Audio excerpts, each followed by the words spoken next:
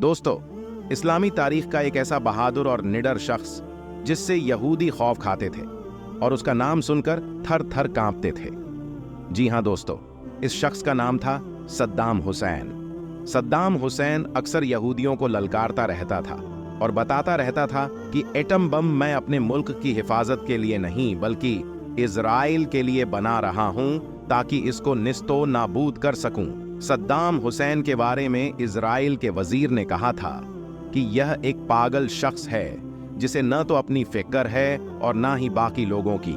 सद्दाम हुसैन दुश्मन की आंखों में आंखें मिलाकर बात करने का आदी था और जब भी यहूदी सद्दाम हुसैन के खिलाफ साजिश करते उन्हें हमेशा ही मुंह की खानी पड़ती।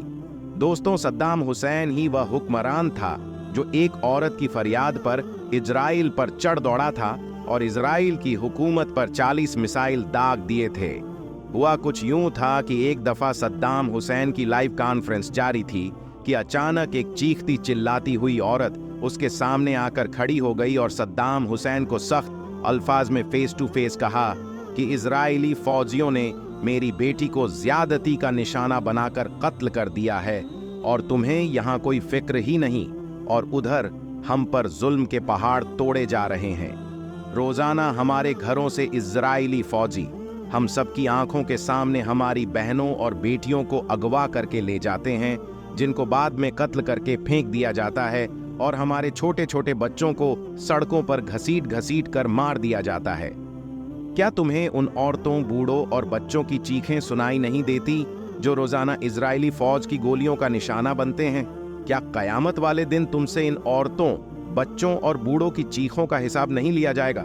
दोस्तों, इस औरत की यह बातें सुनकर सद्दाम हुसैन रोने लगा और कहा कि कल इजराइल का कोई भी शख्स सुबह का सूरज नहीं देख पाएगा, और जिस तरह यहूदियों ने हमारी माँ बहनों को रुलाया है, मैं इसी तरह उनको रुलाऊंगा और उनको तहस नहस करके रख दूंगा।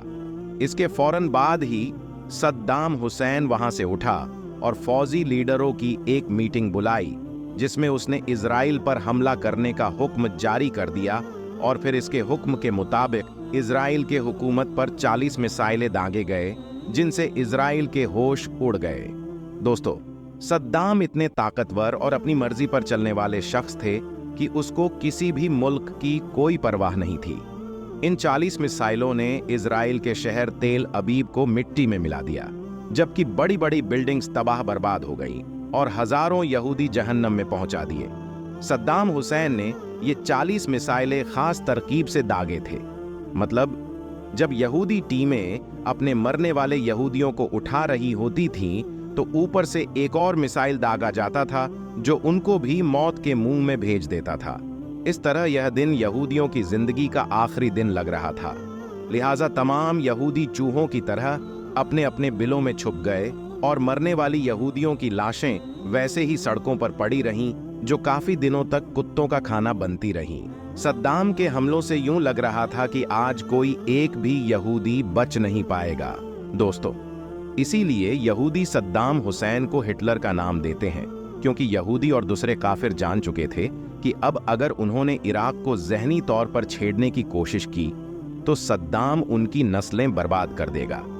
लिहाजा वह अंदर ही अंदर इराक और सद्दाम हुसैन के खिलाफ अलग अलग साजिशें करने लगे, और अमेरिका और उसके समर्थन देशों ने इजराइल का बदला लेने के लिए इराक पर हमले का इरादा बना लिया।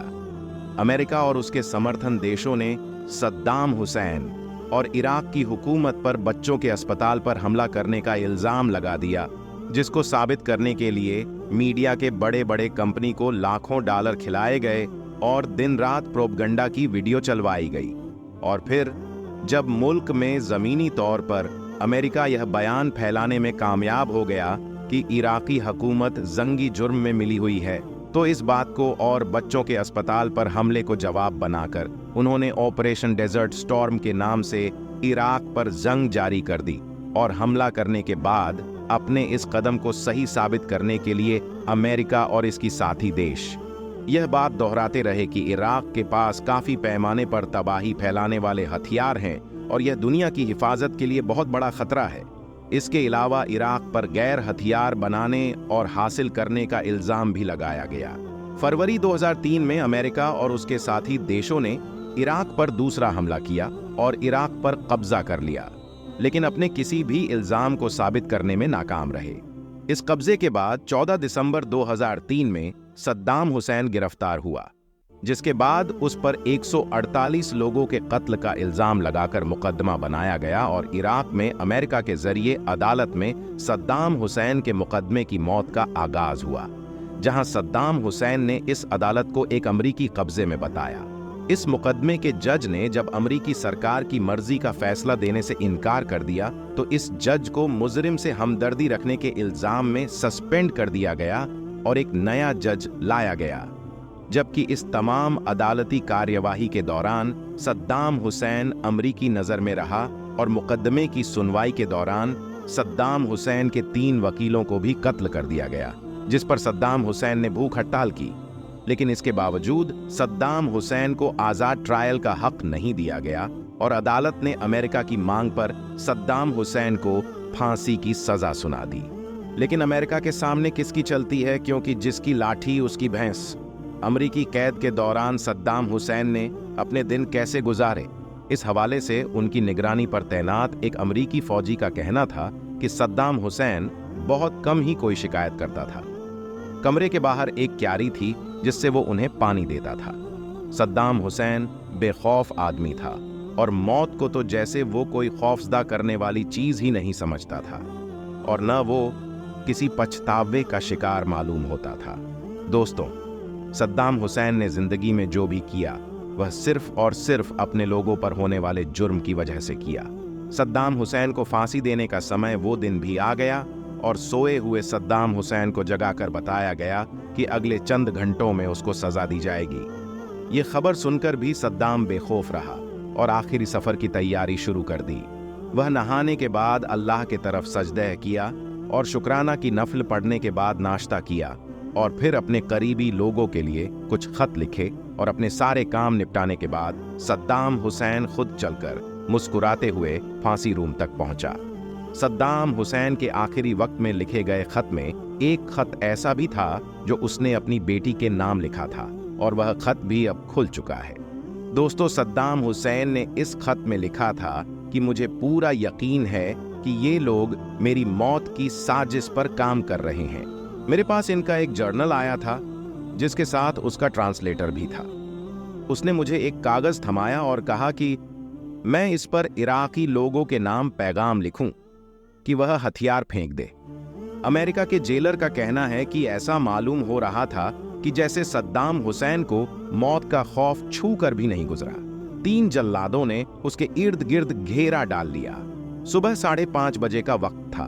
बगदाद शहर में अजान गूंज रही थी और अंदर तख्तेदार पर सद्दाम हुसैन अमरीका के खिलाफ अजान नेहक और नारे तकबीर बुलंद कर रहा था। इतने में किसी ने तख्तदार का लीवर खींच दिया और फिर मौत की आंखों में आंखें डालने वाला सद्दाम हुसैन अपनी अगली मंजिल की तरफ चल पड़ा। दोस्तों, सद्दाम हुसैन तो अमेरिका के हाथों मारा गया, लेकिन इसके बाद इराकी लोगों की बदबख्ती का दौर शुरू हो गया और आज भी इराक पर किसी न किसी सूरत में अमेरिका का कब्जा है और वह इराक की सरजमीन और लोगों को इस्तेमाल करके दूसरे इस्लामी देशों के खिलाफ कार्रवाइयां करता रहता है।